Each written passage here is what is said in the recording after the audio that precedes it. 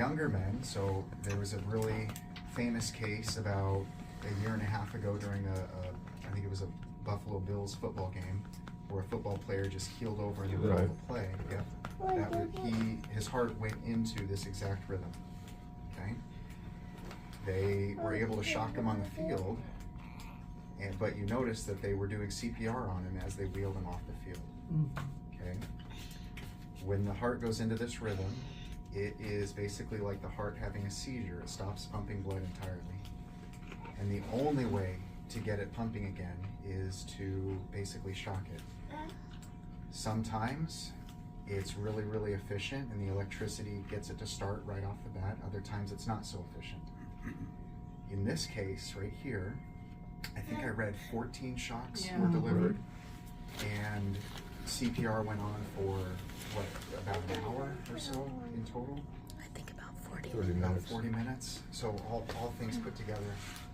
So what I'm trying to set up here is, unfortunately, his heart did not respond to the electricity as efficiently as some other cases might have. And so because of that, there ended up being permanent damage to his brain. Okay? If you think about somebody who's drowned or somebody who's been without oxygen for a prolonged amount of time, you can imagine how being without oxygen can lead to damage to the brain. And unfortunately, that's exactly what it looks like is going on here. So now I want to be very clear. The reason he survived at all over the last couple of days, and he didn't just die out when EMS was working on him, is because of the CPR that you were doing on him. Wow. So you need to know that. You literally saved his life and you gave him these extra days that he's had, okay? Very frequently we'll get cases like this where younger people starting football practice at college or high school for the first time will suddenly collapse on the field, and it's because of this exact heart rate. Most of the time, EMS and a lot of these sports agencies have done a lot to get defibrillators there on the field as quick as possible to help people survive, but that wasn't necessarily the case even 15, 20 years ago. And there would be young people who would die all the time because of this exact type of rhythm. Okay? It's unfortunate that he has suffered so much brain damage because of the low oxygen, but let's address that next, because I want to highlight here for you specifically, the reason he's had these days is because of the hard work you put in. Okay, I hope you know that.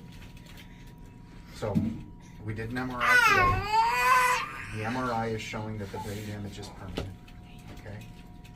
When we talk about the brain, there's higher levels of function. That's where thought, speaking, personality, and there's lower levels of function. That's where twitching, muscle movements, breathing, that's where all of those can come from. We are operating on probably the lower tier brainstem area. He still twitches. If you irritate his eyelids, he'll blink at it. He will have involuntary jerking and movement.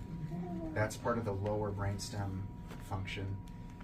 We're not seeing any of the higher brain activity. And the MRI today is basically showing a complete anoxic injury to both sides of the brain. So it's a situation that is not recoverable from it.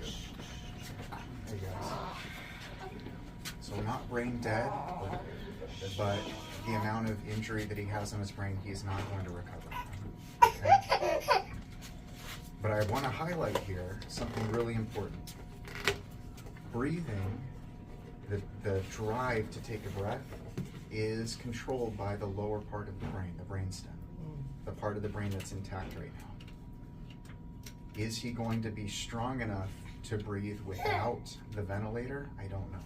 I don't have that answer. But going on to hospice at this point, I think is absolutely the right call, because there is not a way to recover from the amount of injury that he has to his brain. And when we stop that ventilator, one of two things is going to happen. Okay? He's either not going to have the muscle strength to breathe physically on his own, despite having the signal being sent from his brain, in which case the hospice nurse will help keep him comfortable as he passes away gently, okay? And that would happen quickly. Or he does have enough strength to go through the physical motions of breathing, in which case it is probably going to be a little bit of a more drawn out process, but the goal would remain the same, keeping him comfortable, okay?